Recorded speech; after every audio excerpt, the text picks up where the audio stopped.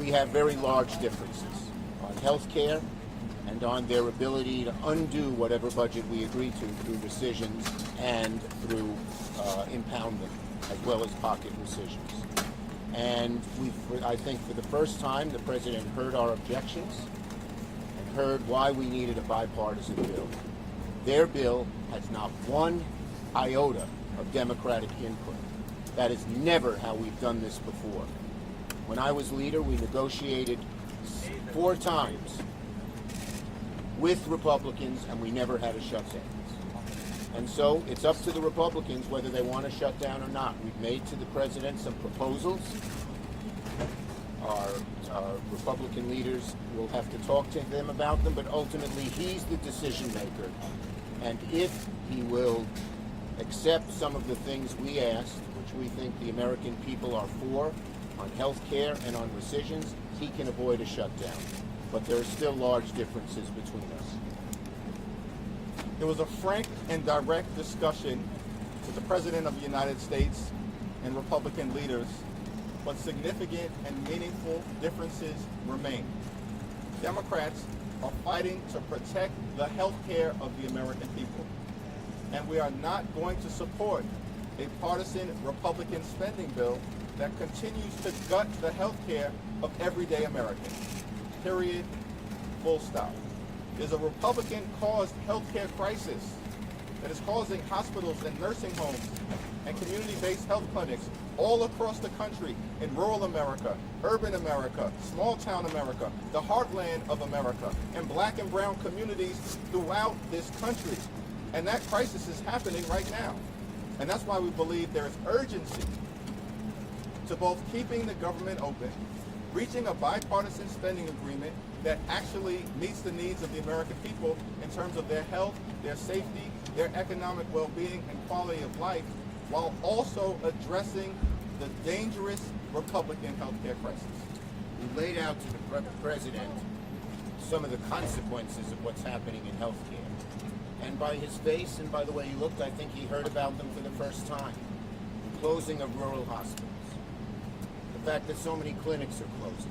And I don't know if he knew this before, but the fact that people will pay $4,000 more a year, $400 more a month, close to $5,000 more a year on their health care premiums if we don't do anything. And people don't know what to do. The average working family can't afford that. I told him how I met a mother who was crying to me because her daughter had cancer. And what has happened with health care, with what they have done, she's going to watch her daughter suffer and maybe die. And so he seemed to, for the first time, understand the magnitude of this crisis, and we hope he'll talk to the Republican leaders and tell them we need bipartisan input on health care, on rescissions, into their bill. Their bill does not have these, they never talk to us. Thune didn't negotiate with me. Johnson didn't negotiate with Hakeem. And on the key issues, the Appropriations Committee, which has talked about 3 of the smaller bills, they're good bills, they said the appropriators couldn't agree and said kick it up to the 4 leaders. They still haven't talked. And let me say, we're deadly serious about addressing the Republican-caused health care crisis because it's a deadly serious issue for the American people. Largest cut to Medicaid in American history. Hospitals, nursing homes, and community-based health clinics closing right now. The fact that more than 20 million Americans are on the brink of experiencing dramatically increased premiums, copays, and deductibles because of the Republican refusal to extend the Affordable Care Act tax credits, which benefit working class Americans. And we pointed that out. I pointed that out. Working class Americans, their health care, that's what we're fighting to preserve, to defend, and to strengthen. Thank you. Leader Schumer. We're going to shut down. Is there any talk about shorter CR? Is the government going to shut down in 30 hours? Check your text.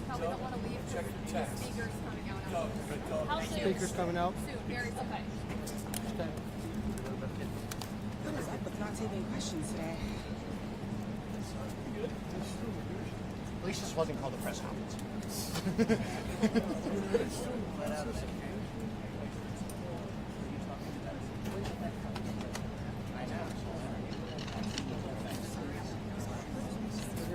I also root for it. I root for it from here. So.